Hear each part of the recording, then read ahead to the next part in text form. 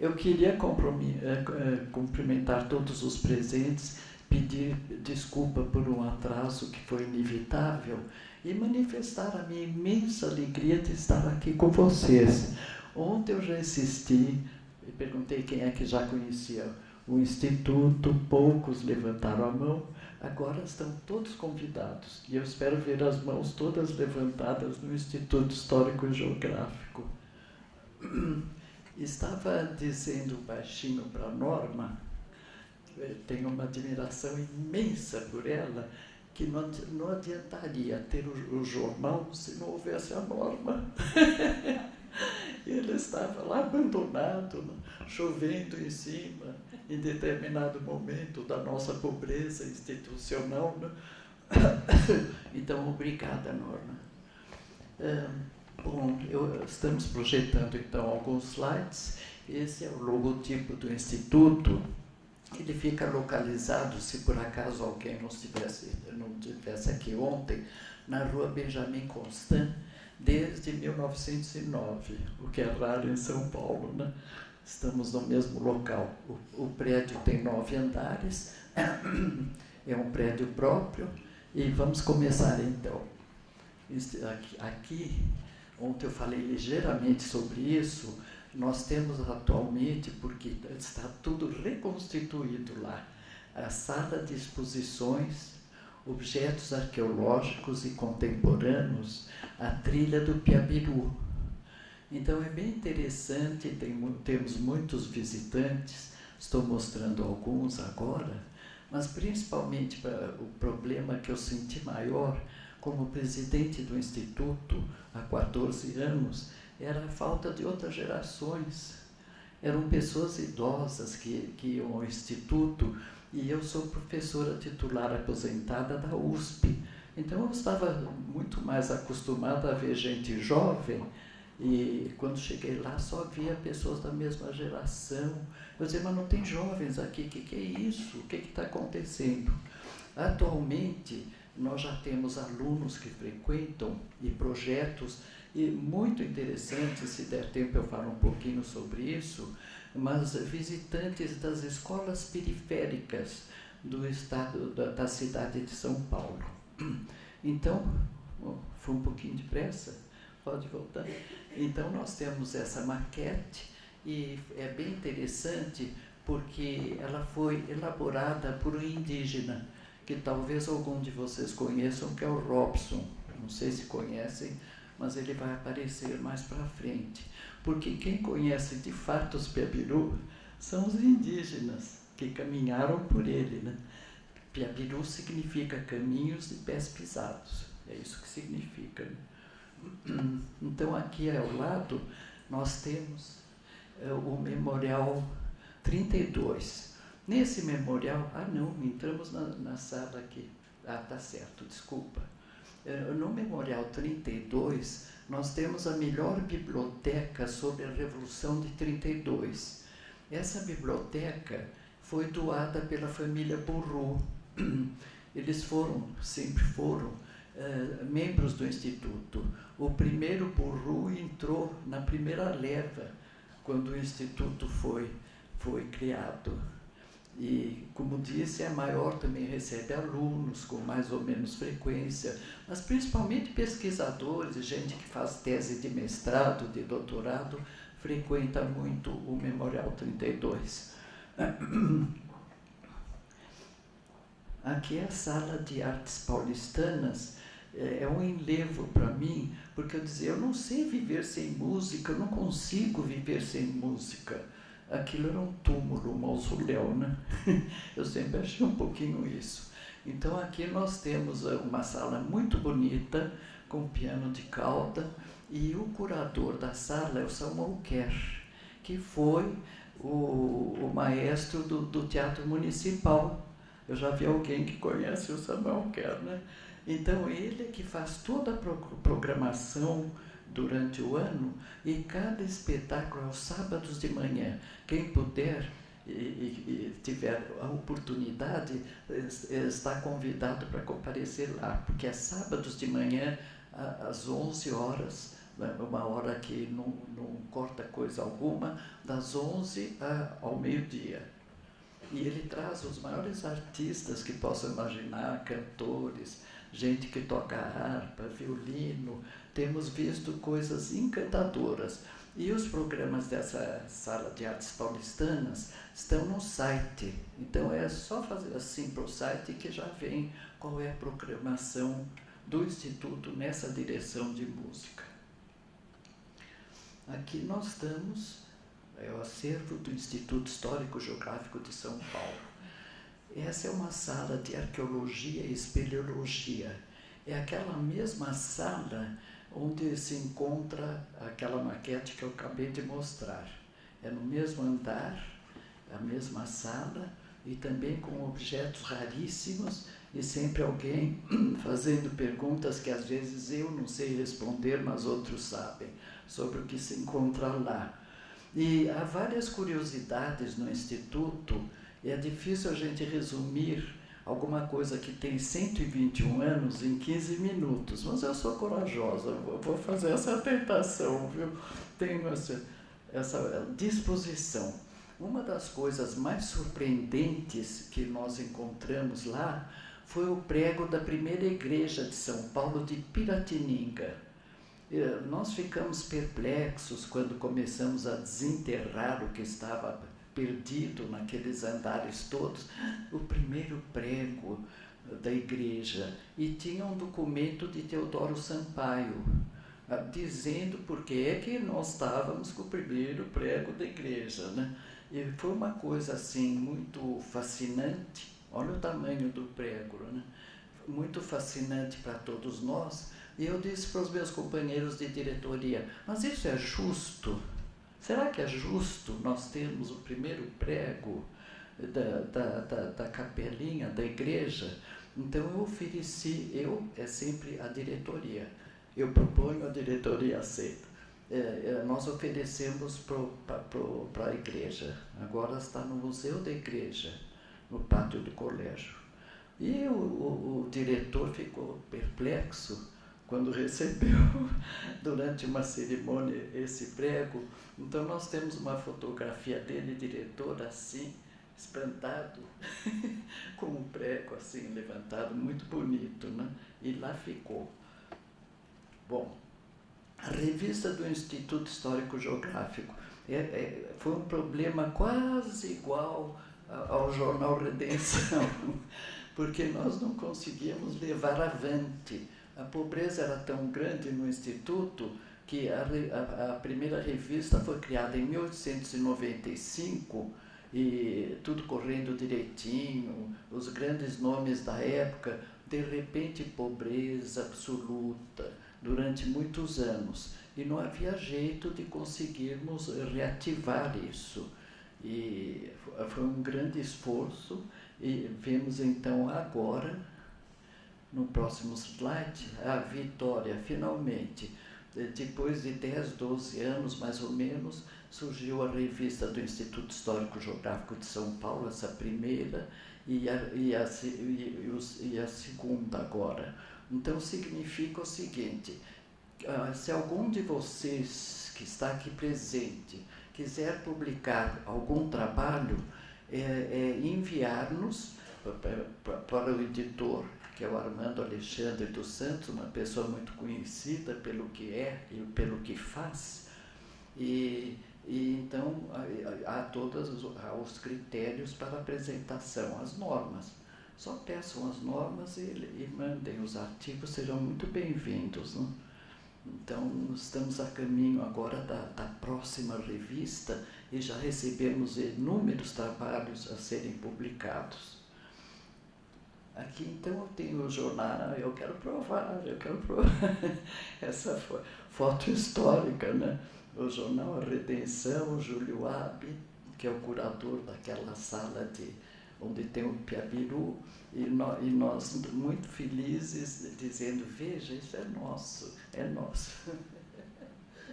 Essa é uma preciosidade, né? Então isso lembra um momento feliz da minha vida, que hoje eu não me senti mais feliz do que todos os momentos felizes em relação ao jornal, porque eu vi esse trabalho admirável, que eu dizia, mas eu não acredito, existe uma pessoa com uma norma, que coisa, eu não acredito, né? Todas aquelas etapas dificílimas, né? E põe no líquido, e tira do líquido, e todo mundo torcendo aquele puzzle fantástico, né? Em que sempre falta uma pecinha para encaixar, mas a norma acha a pecinha, né? Tenho certeza. Parabéns. A Norma não fez nada nesse projeto, ela só orientou. E se ela só não orientasse, onde é que estaríamos? Bom, agora eu passo para outra etapa, que eu peço toda a atenção de vocês, que é o seguinte, nós temos aqui sorridente, ele sempre surgiu no nosso instituto, o ministro José Gregori. Ele sempre teve amor pela história de São Paulo, paixão, delírio, e sempre contribuiu. E tanto afeto ele sentia por nós, porque ele assistiu aquele período de 14 anos, o Instituto sofreu um processo judicial, 7 anos de acusações, tiraram acervo, voltou acervo, foi uma história enciclopédica. E aí o ministro resolveu doar as condecorações dele. Até a família ficou surpresa, porque outro dia eu encontrei a filha, acidentalmente, a filha do ministro Gregori, ela dizia, o meu pai deu as condecorações para o Instituto, não? Ela própria achou estranho. E a esquerda elegível, evidentemente, tem a carta do ministro Gregori dizendo que ele gostaria que as condecorações ficassem no acervo do Instituto. Eu acho que foi uma honra para nós todos. E entre essas condecorações tem uma muito especial, eu já vou dizer por quê. É que ele recebeu a condecoração das Nações Unidas. Essa última direita, que tem uma correntinha, é a condecoração das Nações Unidas. E isso marcou um momento muito importante da vida do Instituto, porque um dia eu disse assim, eu já estou cansada de tanto ouvir falar no século XIX, mas falei mesmo, sabe, no microfone, logo no início. Nós estamos sempre no século XIX, XVIII, nós não entramos nem no século XX e nós estamos no século XXI. Quer dizer que no século XX não aconteceu coisa alguma? Eu disse, não é nesse nível que eu quero ficar no século XXI também, eu disse. E o que significou? O mundo está em guerra, né? Eu acho que todo mundo já percebeu que no Brasil estamos em guerra. Existem livros e livros e livros, e eu tenho alguns dele, o Denis, que é o meu assessor, sabe disso, comentando que as condições estão cada vez piores. E eu dizia para o Denis antes de chegar, cuidado com os minutos, né? Eu dizia para ele, nós pensávamos sempre que o país ia melhorar. Eu tinha 15 anos, eu achava que tudo ia melhorar. 20 anos, 30, de repente, nós paramos e mas está cada vez pior. E um dia eu falei, este não é o Brasil que eu conheci. O meu Brasil era outro Brasil. Tinha dignidade, tinha educação, tinha respeito, tinha tudo isso. Esse não é o Brasil que nós merecemos. Eu acho que cada um que está aqui tem que lutar para a gente conseguir o Brasil que nós vimos, os mais velhos. Não tem nada a ver com o que acontece agora, que está todo mundo morrendo de medo de sair sozinho na rua, nem que seja às 9 às 10 da manhã, se vai para o Morumbi, morre, que eu já cansei de ver coisas que aconteceram no Morumbi. Então, nós instituímos o Conselho de Paz. Isso foi uma coisa muito bonita. Eu não sei se eu interrompo o Denis, porque aqui tem um passeio do professor Jorge. Eu interrompo, mas volto. Ontem eu disse que uma das atividades, não sei por onde, isso é porque nós intercalamos, é breve explicação. Nós dissemos que uma das atividades do Instituto são os passeios culturais. Eu voltei um pouco para trás na sequência, porque é uma atividade de grande sucesso no Instituto. O professor Jorge Sintra, aos sábados de manhã, leva as pessoas para conhecer os principais pontos na cidade de São Paulo. Nesse dia, ele foi visitar a igreja de Santa Cecília, e sempre que ele visita alguma coisa, a gente vê, ou conhece, ou reconhece, diz, eu vim tantas vezes aqui, nunca percebi, ou isso, ou aquilo. Professor Jorge, eu disse para ele, sabe tudo.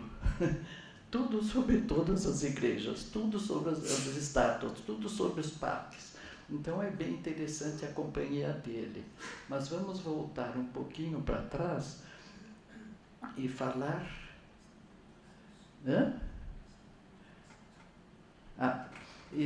é aquele momento em que eu disse, isso não pode continuar como está. Na Constituição diz tudo que nós somos todos iguais, é coisa nenhuma. Nesse país as pessoas não são iguais, são desiguais. Eu falei, está na Constituição, acesso à cultura. Eu olhava para o nosso auditório e dizia, mas qual é esse acesso à cultura? Estou vendo uns, não estou vendo outros. Então, nós fizemos uma cerimônia por isso, para isso. E aqui, então, se cria o documento sobre o direito ao acesso da cultura. Aí nós temos as assinaturas, o Celso Laffer, Dalmo Dallari, Rangel Pestana, ministro, porque eu acredito que nós somos todos iguais. E quando eu olho para quem vai ao Instituto, eu percebo que o Instituto não é aquilo que eu acredito. É diferente, mas todos somos iguais. Então, esse foi uma assinatura importante. Aqui vem esse do... É que a letra ficou miudinha desse. Agora melhorou.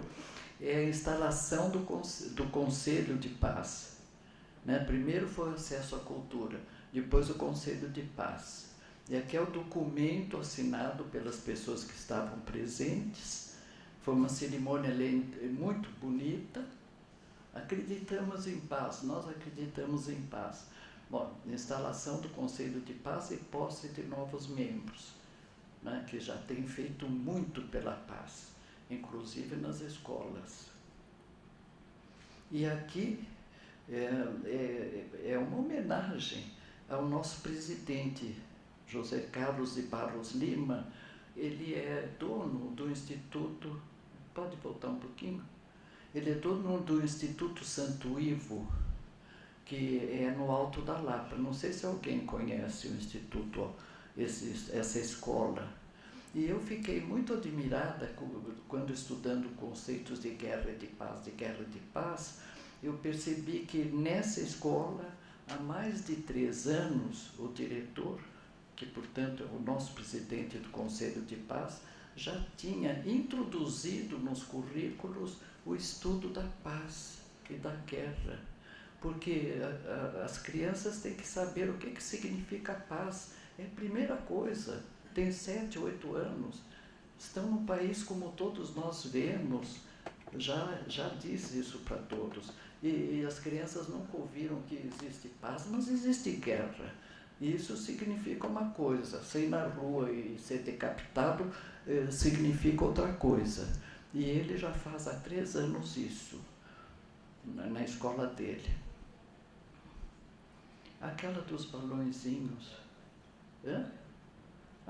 Eu queria uma dos balões. Cobrei dele, que não entrou uma. Foi uma cerimônia muito bonita, que todas as crianças foram para o pátio, né? Para o jardim do Alto da Lapa, e soltaram balõezinhos brancos com mensagens de paz.